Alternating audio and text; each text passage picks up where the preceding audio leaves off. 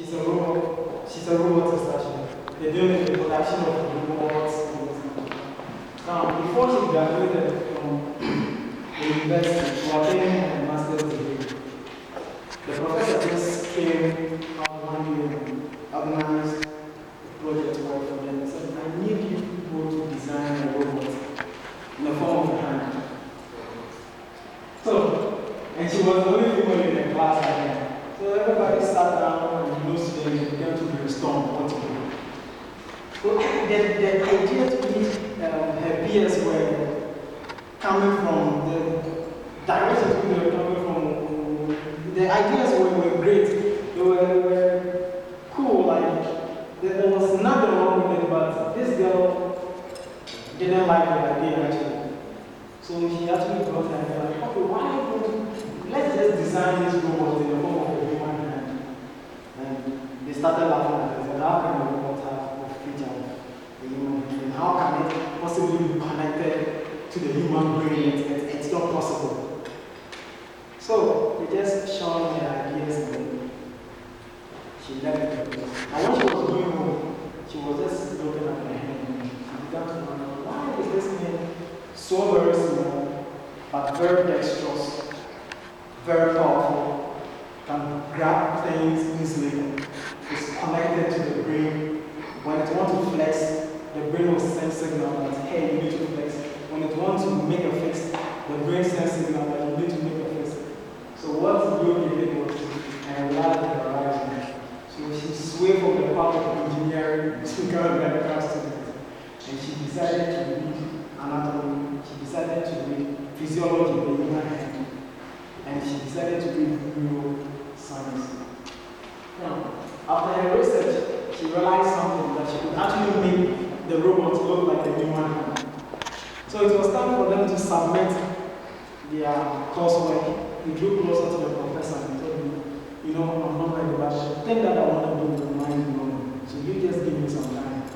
Everybody, all the students had submitted their project work. There was one particular problem about the robots the various students submitted. It was either it was too big, or it had no maneuverability, or it couldn't hold things easily. That means holding or grasping staffs were very weak because they stuffed the palm with a lot of motors. So the robot wasn't that flexible. So Yogi went home, she started with the work, and she designed the hand in the form of a human hand with 10 bones at the proximal side, the thumb, and she realized that the thumb was the removable part of the fingers. So she stopped that part with a lot of robots.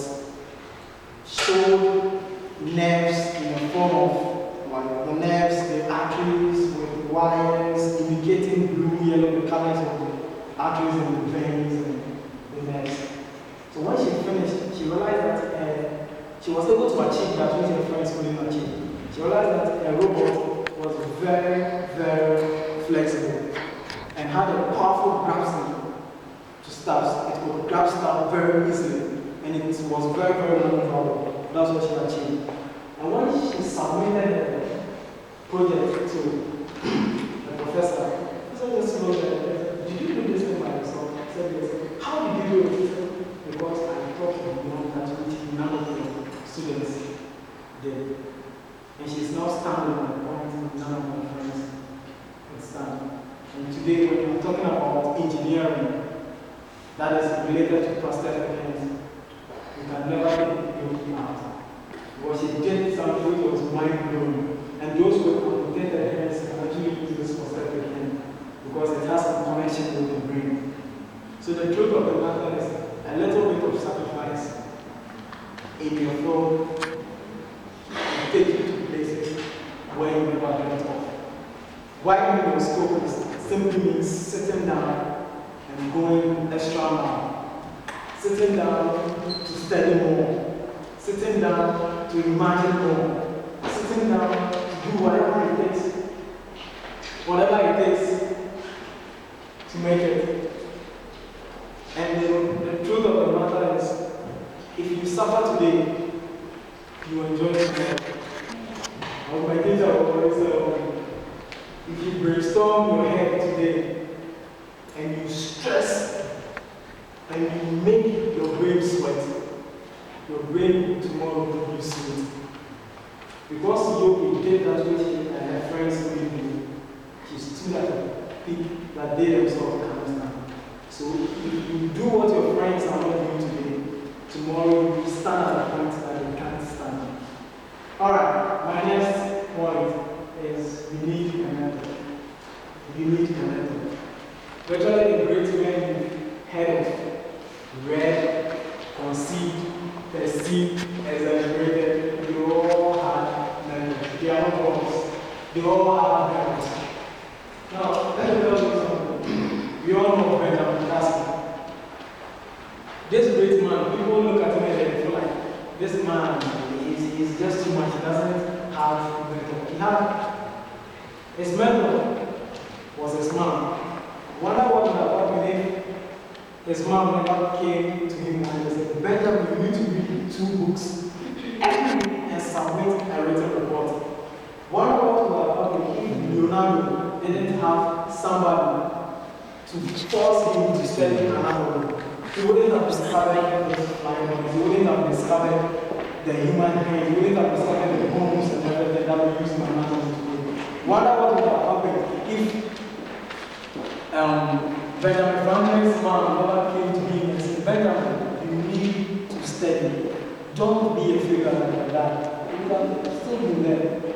So every great man needs a mentor. And for you to be greater, you need somebody to guide you through. Because as you all know, any field, wherever you want to go, there are people who have already made it.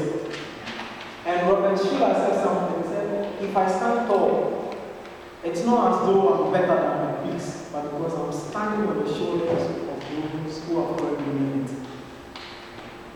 Benjamin Franklin said something, one astonishing thing. He said, tell me, and I might forget. Teach me, and maybe I will, but involve me, and I will learn. So there's something about mentoring. And the truth of the matter is, let me tell you one saying of Stephen Jobs. He was invited and they asked him one thing. He said, Stephen, what do you think about what you just produced? Did you perceive it? He said, no, I never did. I had somebody to guide me through. I had somebody I will never tell you. But he was the brain behind everything that I did. And my source of inspiration actually came from that person. And the truth of the matter is, he sat down to design it, not by himself, but somebody held his hand, helped him out. So mentor is really important. And the truth of the matter is, for you to actually go up there, there's a need for you to get a mentor. That is why. And if the mentor, per se, is not that closer to you, there are a lot of mentors in the field. The only thing you need to do is read about them, just read about them, and do what they did. Because the best way to be successful is just doing what successful men did. My next point is probably when we finalize it, that is integrity. As integrity. You've seen men who have made it to the top. You've seen men who were body of knowledge. You've seen men who had whatever it takes, quality mentoring, were there to, they had all the mentoring, they had all the knowledge, they had all the books in mind. But little did we know, they had no integrity for themselves. So they came down from the apex to the bottom again. This is one true virtue of every leader. You are not a true master if I cannot trust you. You are not a true master if your subordinates can't communicate with you. You are not a true master if you cannot take advice from your subordinates. You are not a true master if somebody cannot trust you with money, somebody cannot trust you with some inventions. That doesn't make you a true master. What will actually make you a true master is you having integrity for yourself. And you doing the things you tell your colleagues to do. And you live it by example. Because there's a saying that goes with leadership by example. To become a master, or to become a god in yourself, you need a God. I don't need to be other religions here. Maybe you don't have different religions, but you have different beliefs. And but you believe in one God. So for you to be a master, you need to be God himself. Because he's the great man, every invention you can ever think of. He's the one that will give you the knowledge. He's the one that will give you the strength. He's the one that is going to inspire you, the motivation you need. Everything you need comes from him. So aside from you learning, having the focus, disciplining yourself, being diligent in your work, you can never do it without God. So never take God out of the equation. May the Lord keep you, may His face shine upon you. Live long, live strong,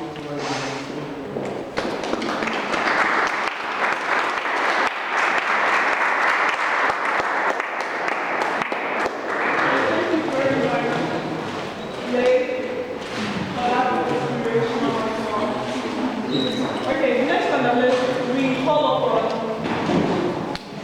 Daniel Tetra to talk on the topic, the principles of our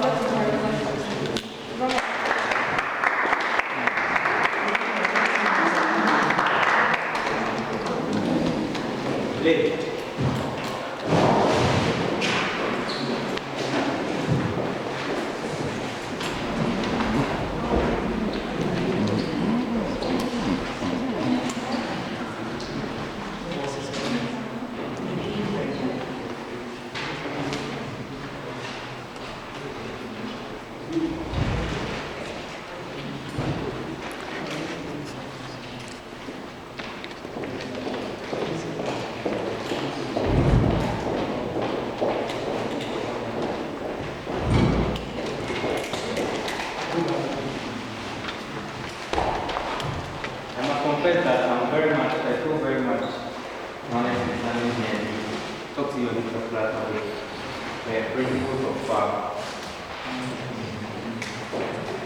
And as we all agree, the feeling of having no power is very, very much unbearable for us. Sometimes we cannot stand. When we feel that we don't have control, when we feel that we are helpless, we start so miserable in everything, we our life so miserable. And actually, this problem is something that has been from generation to generation. But let's not go back too far. Let's go back to the days of the Middle Ages. You know, in those times, when a king comes to power, a court forms around it. And this particular court that forms around it, they face a peculiar problem. All of them want to gain a certain amount of power. All of them want to gain control. They want to be promoted. And to be promoted, you have to find favor in the eyes of the king. And they did subtle things in order to be able to get this favor so that we get to a higher place. And even in those times, those people consider themselves to be at the peak of refinement of civilization. And yet, just beneath, there were certain emotions that were boiling. Very ugly emotions like greed, hatred, envy, and lust. And the world has not changed since then. Even today's world, things are still like that. Although we consider today's world as a world that has reached a level of fairness, the highest level of fairness, still this same emotion bubble there. But unfortunately to some people, just the idea of power itself sounds evil. It's a question, something that we should not even think about. And to these people, they believe that they do nothing in order to gain power. They do nothing that is directing their gaining control over their circumstances or over life itself. Let's look at psychology of this. Let's call these people non-players. You know, in society we have something called morality. And morality is about differentiating between that which is good and that which is bad. And society has certain standards. There are certain behaviors that society frowns against them, and there are others that society upholds. And actually, this particular code of conduct is there so that there will be peace and order. There will be that those who offend the law will be punished, and those who go for the law will be free. But for some people, or to some people, this particular thing of morality, they use it for other things altogether. They display their lack of power or their powerlessness, and their own basis as some kind of moral virtue in order to gain sympathy and respect from others, and yet claim that they don't play any other control game. True powerlessness will not display its weaknesses or lack of power to gain sympathy and respect. Then to some people too, they believe that everyone has to be equal, there has to be equality. But if they are really going to look at things that everyone has to be equal, that means they are going to face a peculiar problem. Some people do things better than others. And we say that everyone has to be equal means they are going to suppress those who are very skillful. They are going to uplift those, elevate those who are not that skillful, and know what they are going to face at the end of the day. And usually those people who use this equality are also employing a power move which is redistributing rewards in a way that they determine. They want things to go in their own way, to gain their own form of control. And the third group is honesty. Honesty is a virtue in itself. But honesty itself, those who usually play bargains, play dirty, which is very wrong. But honesty itself is a way of power, as in, it's a way of persuasion. It's a way of convincing people that we can be trusted. It's a way of showing that we are selfless and we are noble in order to make people trust us. Then the last group of non-players is innocence. True innocence itself is not really void of power itself. Because people who are innocent, since all our actions in the world are directed against and not control over ourselves, to gain control over our lives, true innocence itself is not void of power. And those who are innocent are saying every day, but they don't have any feeling of guilt when they are doing things that are wrong.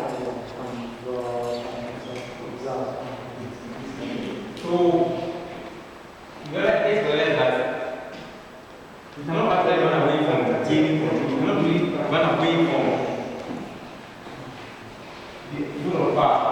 So we have to get a new perspective on this altogether. And to get a new perspective, it's going to take time, it's going to take effort, and it's going to take practice. And the first thing that we have to really consider is mastering our emotions. An emotional response to any particular problem is the single one with greatest impediment on our way to gain power. Because when you get emotional, your reason is clouded. You cannot see things for the way that they really are. Example, let's take an emotion like anger. When you are very angry, you do things that you know are not necessarily. So the worst time to make a decision is the time that you are very much furious. An emotion like love and affection itself is a potential brainer when it comes to the field of power. As in, when you love something, you are so much affectionate towards it, you don't see it for what you are blinded, you don't see it for what it really is. And I'm not asking you that you should suppress anger or love or anything like that. Because suppressing it itself is even worse than even expressing it. What I'm asking is that you should not let such emotions affect our plans at the end of the day. Then, the next thing I would like to talk about is patience. Patience is a supreme quality of God Himself. Patience is a supreme quality of God Himself. And impatience is something that will make you overstretch yourself, will make you do things that you are not really prepared for. An emotion like overconfidence will also make you overstretch yourself because you are feeling so much confidence of yourself. You are going to do something that you are not really prepared for. Because you've not planned for it, there's a higher possibility that you are going to fail. An emotion like fear is an emotion that will make you exaggerate the possible consequences of what you are going to enter. And because you are going to exaggerate the consequences, there's a higher possibility that you are going to make mistakes as you go on. Then one thing you have to understand is also that you have to study and understand people. There's this great man called Baltasar, and he said something that we study plants, we study animals, we study books. How much more people with whom we must live or die? To be a master in this particular field of fire, you have to be someone who is able to understand the motives behind the actions of people, to know why people do the things that they do. Just someone who has to recognize the cloud of glass of people who cover their intentions. Then the next thing is consider the cost. So it's not just about what you do, but how the thing is also about what you do not do. Before you enter anything, ask yourself, is this really worth it? Am I going to create anything for myself that I don't really needed?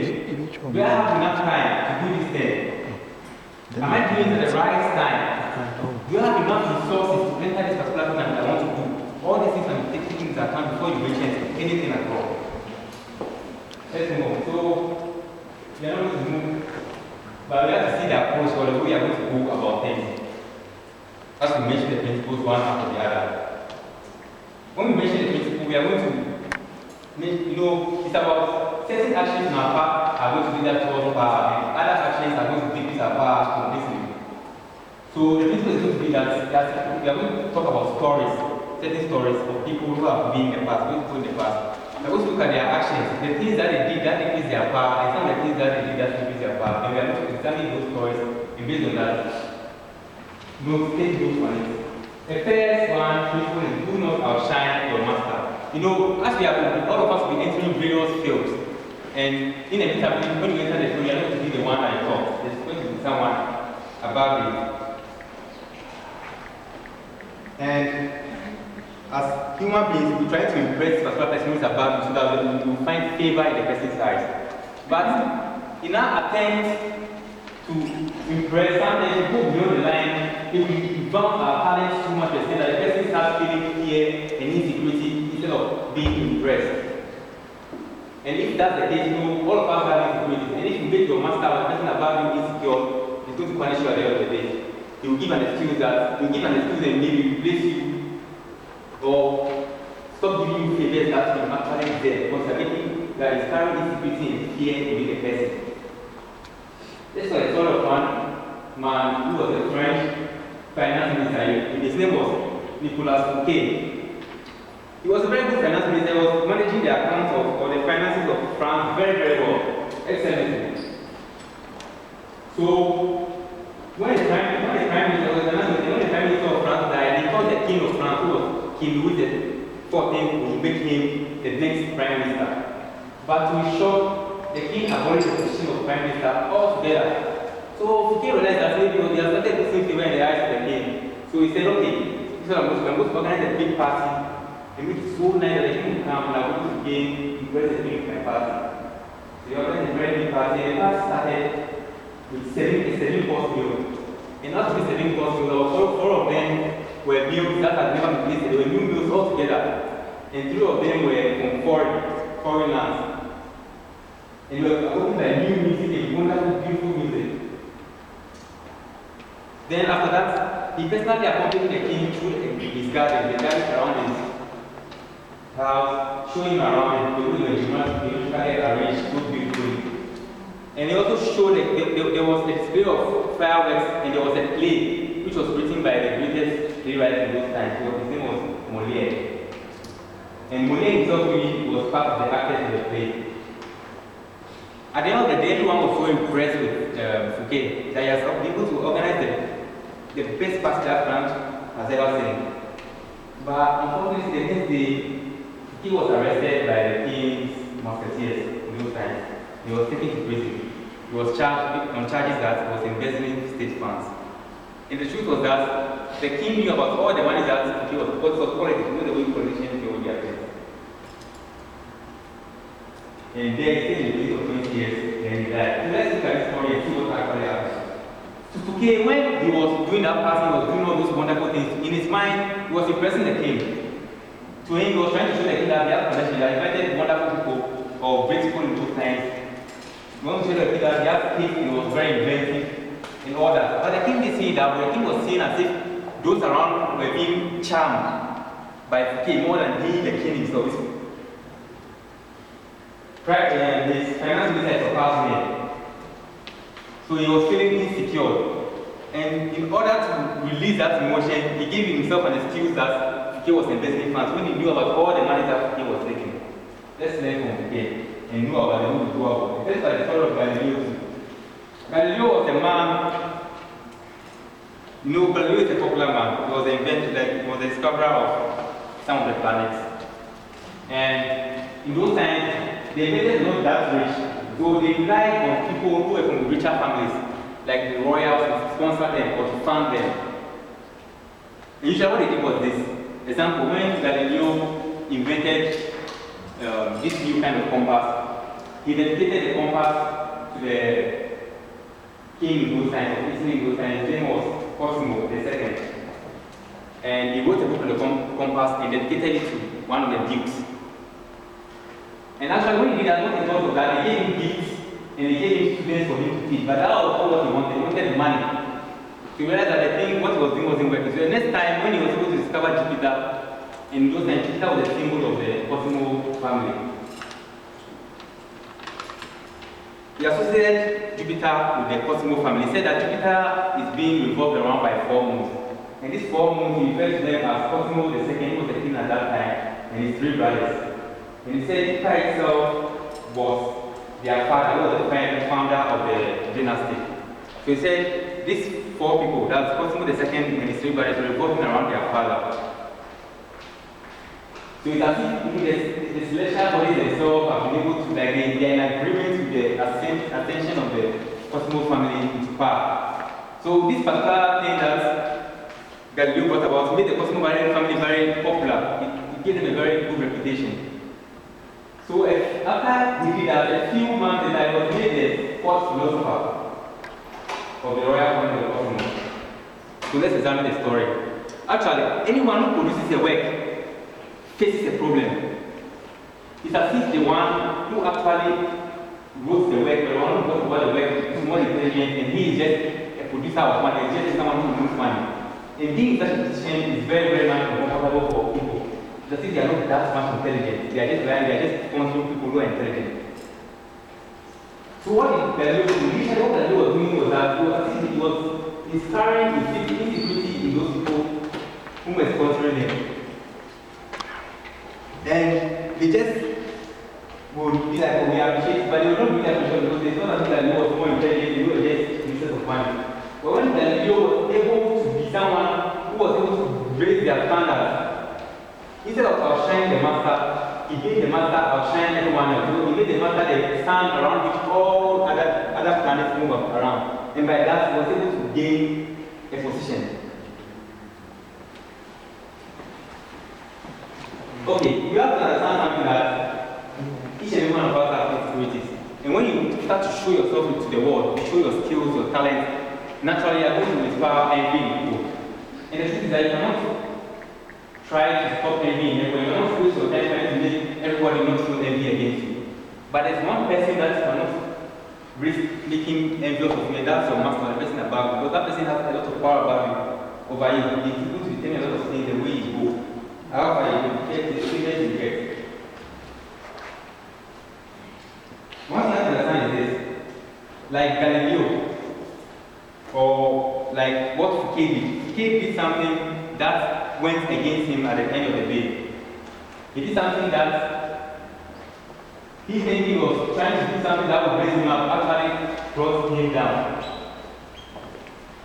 But for this particular thing, you have to consider 2 rules when you are talking about never outshine your master. Sometimes you outshine your master without even trying to. There was a prince called Prince Manfredi. And during his time, his kingdom was sieged, under siege by one Cesare Borgia. And Cesare Borgia seized the kingdom and he thought he was going to kill everyone there. But actually, he didn't kill anyone. All that he did was that he just occupied their palace and made himself a king. And Prince Manfredi was a very talented person. Very, very, very talented and generous, and everyone just liked him. He was just a charming person, charismatic person. After staying in the palace with Cesare Borgia for just a short time, what happened was that not long after, he was moved from the palace, he was seen being moved from the palace to prison. And a few months later, his body was found under a sea with a rope tied around his neck. And the thing was that when Cesare Borgia was